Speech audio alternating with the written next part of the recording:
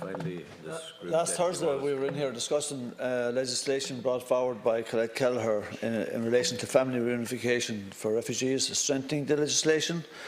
And before we could even start debating it, we were told that the government weren't going to give a money message for it. It's worrying that the government would take such an approach. Migration is on the agenda for the Council meeting this week, and the background information notes strike a celebratory tone. The main infographic has a caption which boasts EU support for Libyan Coast Guards is paying off. 237 Libyan Coast Guards trained, 13,185 rescued in 2018 up to August 30th. 190% increase in rescues since 2017, they tell us.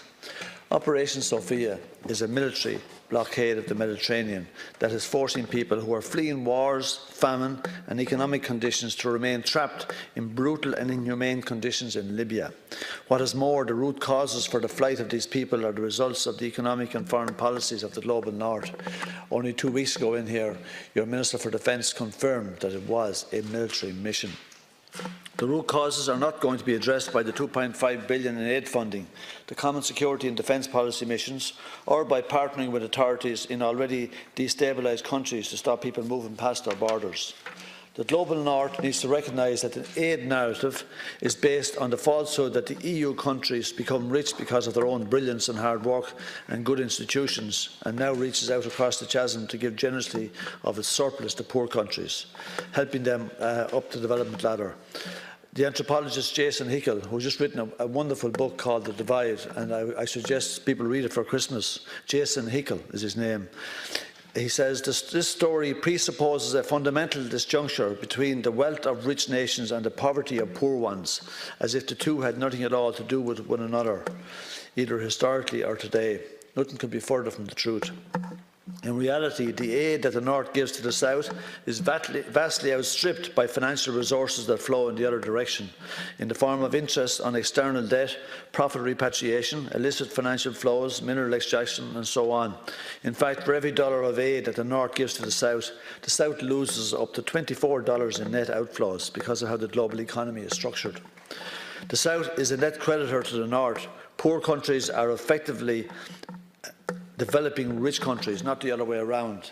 Hickel's remarks are based on research published in 2017 by the US-based Global Financial Integrity and the Centre for Applied Research at the Norwegian School of Economics.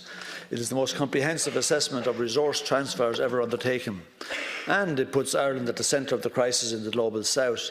If we look at all the years since 1980, these net outflows add up to a mad total of $16.3 trillion. That's how much money has been drained out of the global south over the past few decades. One of the central ways in which this transfer of wealth from the poor to the rich has been executed is through illicit tax flows to tax havens like Ireland. It's not common security and defence policy missions, but stopping the flow of arms into the global south that will address one of the root causes of people fleeing war and instability. Take South Sudan, for instance. English, Ukrainian, Israeli and Emirate firms are on record as having sold arms to both sides of this dreadful war, both sides. The annual report from the Stockholm International Peace Research Institute finds that global arms sales are up 2.5% on 2016.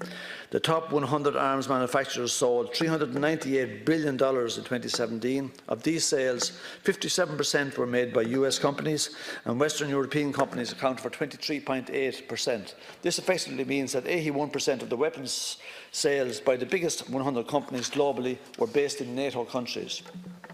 The West produces the armaments that heighten the conflicts from Northern Africa to Central Asia. America, France, the UK, Germany, Italy, Bulgaria, Spain, Belgium, Poland, Romania, Czech Republic, Norway, Switzerland, Finland and Greece have all profited by fuelling the war on the people of Yemen, where there is up to 14 million people at risk of starvation. It is just horrific, and we have stayed silent on it. We don't send peacekeeping missions to Yemen. We send our politicians to shake hands and do business with the men who are using famine as a weapon of war. And root causes are not going to be addressed by sending the Irish Navy on a military mission to the Mediterranean to help Libyan militias to capture and bring refugees back to sites of torture and rape. The stories coming out of the detention centres that are there are nothing short of shocking. where most of the detained are in Tripoli. The fighting has kicked off again with opposition militia, many of whom have been backed by the UN, fighting for control of the northwest of the country. Médecins Sans Frontières and its partners SOS Mediterranean have been forced by the Italian state and other European governments to terminate operations by the search and rescue vessel Aquarius. The EU wants the people trying to escape the mayhem we have created for them to rot in detention or drown in the ocean. This is what the EU call a plan that's paying off. We should raise our voice and challenge this. This is terrible.